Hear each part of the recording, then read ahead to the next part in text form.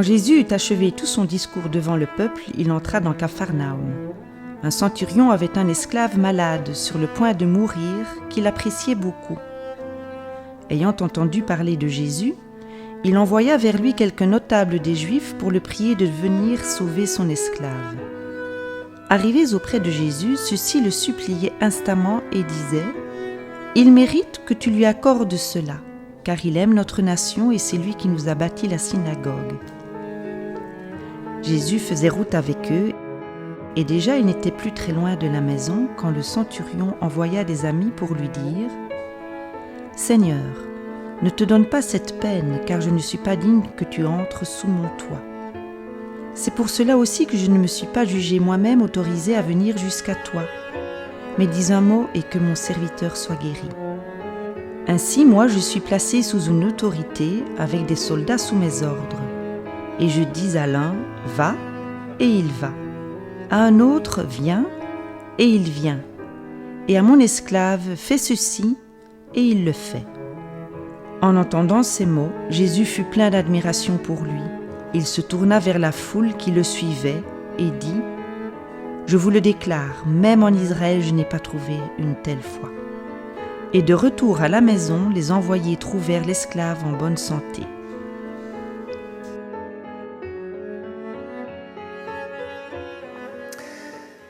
Qui ouvre une traduction moderne de la Bible tombe nez à nez avec une nuée de titres accolés à l'épisode d'Acte 7. La traduction œcuménique de la Bible, par exemple, se focalise sur l'officier romain, le centurion, et intitule l'épisode « La foi d'un centurion ». Lorsque l'on regarde dans la traduction en français courant, elle braque quant à elle son projecteur non pas sur le centurion, mais sur l'esclave malade, et intitule l'épisode par conséquent « Jésus guérit le serviteur d'un officier romain ». Qui a raison? Ce récit nous parle-t-il d'un officier romain ou de son serviteur? Raconte-t-il la guérison d'un grand malade? Ou alors expose-t-il la foi exemplaire d'un non-juif? Autant de questions qui s'amoncellent devant tout lecteur au moment d'arpenter ce texte archiconnu. Lorsque l'on étudie un récit, il convient de préciser son environnement littéraire, car un récit biblique ne sort jamais de nulle part. En l'occurrence, l'épisode surgit en un lieu stratégique du troisième évangile, immédiatement en aval du sermon sur la plaine. C'est l'équivalent chez Luc du discours sur la montagne de Matthieu. Or, ces deux discours culminent sur un appel, sur une exhortation à ne pas disjoindre le dire et le faire, à la cohérence entre la foi confessée et l'engagement éthique. Pour Luc, comme pour Matthieu, la seule invocation « Seigneur, Seigneur », la confession de foi, aimerais-je dire, n'est pas suffisante pour authentifier l'être disciple, le véritable discipulat. Sans interruption dans son flux narratif, on peut formuler l'hypothèse que Luc en offre une illustration de cette foi exemplaire.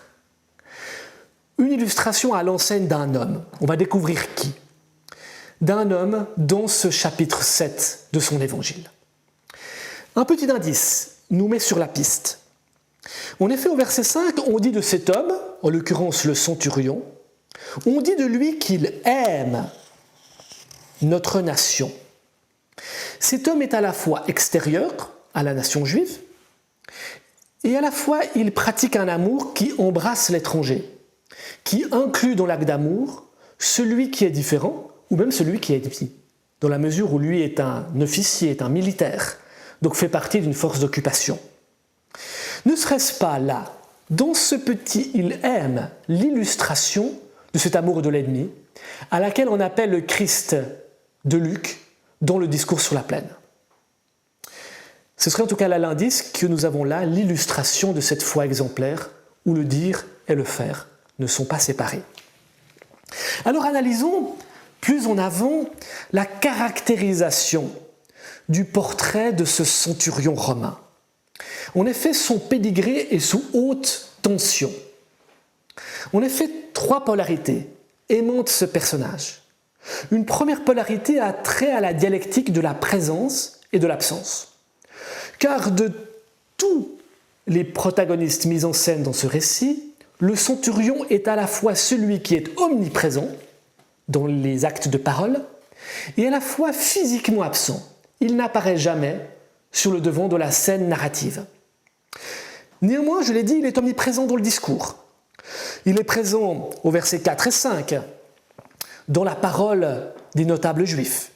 Il est présent au versets 6 à 8, dans un discours rapporté. Il est présent au verset 9, dans l'unique parole du Christ qui va statuer sur sa foi. Voilà donc la première tension qui polarise le portrait du centurion. La deuxième polarité à aimanter son pédigré, c'est une polarité entre dignité et indignité. En effet, que disent de lui les notables juifs au verset 4 ? Ils disent que c'est un méritant, qu'il est digne, axios estin. Il mérite que tu lui accordes cela, car il aime notre nation, et c'est lui qui nous a bâti la synagogue. C'est au nom bien de cet engagement éthique, d'une éthique de l'amour, que cet homme est dit mériter l'intervention du thaumaturge Jésus. Pourtant, si on avance dans le récit, on s'aperçoit que le centurion lui-même, dans les paroles qui sont rapportées de lui, ne se juge pas digne. Il dit au verset 6 « Je ne suis pas digne que tu entres sous mon toit. C'est pour cela aussi que je ne me suis pas jugé moi-même autorisé à venir jusqu'à toi. » Voilà donc la deuxième tension qui travaille ce personnage. Une tension entre la dignité, une dignité fondée dans un agir éthique, et l'indignité qui est aisément compréhensible dans le judaïsme du 1er siècle, dans la mesure où notre homme est un non-juif, un incirconcis, dont le contact domestique est problématique. La troisième tension à travailler, à traverser ce personnage, c'est une tension entre, comment dirais-je, entre la puissance et la faiblesse.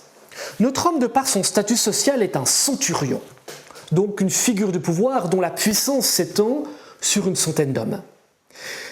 C'est le représentant d'une force militaire. Mais c'est un homme aussi doté d'une certaine puissance économique, dans la mesure où il a, nous dit-on au verset 2, un esclave. Donc c'est un propriétaire d'esclaves, dans la maisonnée duquel semble graviter également toute une série de personnages qu'on appelait, dans le système symbiotique typique de l'Antiquité romaine, des clients. Ces clients, ce sont peut-être ses amis du verset 6, que le centurion envoie en ambassade auprès de Jésus. Donc notre homme est non seulement un homme de pouvoir du point de vue social, du point de vue militaire, mais aussi une figure économiquement puissante. Or, en contraste de cette puissance, on s'aperçoit que c'est un homme qui est confronté, pour la première fois peut-être de son existence, à l'impuissance d'agir. Face à son esclave malade, dont on dit qu'il est sur le point de mourir, notre homme est impuissant. Son seul recours, son ultime recours, l'ultima ratio, c'est de faire venir un homme dont il a simplement entendu parler, Jésus. Voilà donc un personnage sous haute tension. Mais alors, à quel type de récit avons-nous affaire ? S'agit-il d'un récit de miracle, ou bien alors d'un récit focalisé sur ce personnage du centurion et sur sa foi ? Étonnamment, la guérison n'occupe que le cadre du récit. On mentionne la maladie de l'esclave au verset 2, et puis on retrouve cette maladie au verset 10. Comme finalement en appendice à l'épisode, au moment où les envoyés trouvèrent l'esclave en bonne santé. Pourtant, dans l'intervalle, aucune parole, aucun geste ne sont mis en scène et qui viendraient rétablir le grand malade dans sa santé. D'ailleurs, la seule parole de Jésus, contrairement à l'attente du centurion qui dit à Jésus « Dis un mot » au verset 7, et que mon serviteur soit guéri, contrairement à l'attente du centurion, la seule parole de Jésus au verset 9 Jésus fut plein d'admiration pour lui, il se tourna vers la foule et dit, cette unique parole ne thématise pas la maladie de l'esclave, mais la foi du centurion. Exit donc le récit de miracle. On a donc plus certainement affaire à un récit qui problématise non pas la maladie du serviteur, mais l'attitude du centurion. Au verset 2, on dit de ce centurion que non seulement il appréciait beaucoup son esclave, mais que, ayant entendu parler de Jésus,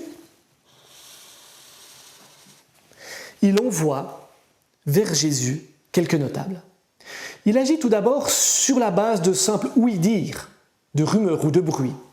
Des bruits vraisemblablement qui devaient alimenter la réputation de Jésus comme faiseur de miracles, comme thaumaturge.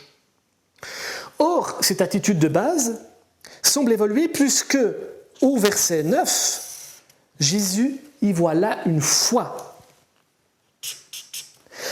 même exemplaire dont il ne trouve aucun équivalent en Israël.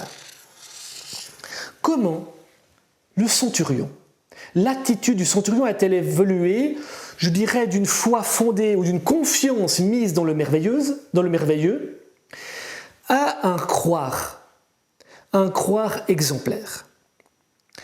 Je crois qu'elle évolue notamment au verset 8. Car au verset 8, le centurion fait une découverte qui étrangement s'appuie sur sa propre discipline militaire. Qu'est-ce qu'il dit ? Il dit « Je suis placé sous une autorité, avec des soldats sous mes ordres. Et je dis à l'un « Va » et il va. À un autre « Viens » et il vient. Et à mon esclave « Fais ceci » et il le fait. Qu'est-ce que découvre le centurion ? Il découvre que la parole peut agir malgré la distance, que la parole est efficace malgré l'espace qui sépare un homme d'un autre. Finalement, le centurion découvre, je dirais, tout le sel de l'Évangile, à savoir que la parole du Christ, que la parole de Jésus, peut vivifier même celui qui est tenu à distance par son indignité, par son impureté, qui est maintenu en situation de marginalité, même celui-là qui est à l'écart d'Israël, même celui qui ne se juge pas méritant, peut être mis au bénéfice de la parole de vie, de l'agir d'amour du Christ selon Luc. Bref, du verset 3 au verset 9, le centurion est passé d'un croire fondé dans le merveilleux, alimenté par des rumeurs et des bruits, et qui voit en Jésus un thaumaturge. Il est passé de ce croire-là à une confiance, ancrée dans la parole vivifiante du Christ, une parole qui est source de salut universel pour quiconque croit en lui. Il fait une découverte, la découverte que l'Évangile a une portée universelle, et ceci bien avant Corneille, un autre centurion romain, qui en acte 10 sera mis au bénéfice du baptême. On a donc ici le récit d'une foi exemplaire, celle paradoxalement d'un non-juif, d'un centurion qui n'hésite pas à conjoindre dans son attitude le dire et le faire, la confession de foi et l'engagement éthique à aimer son prochain et même son lointain.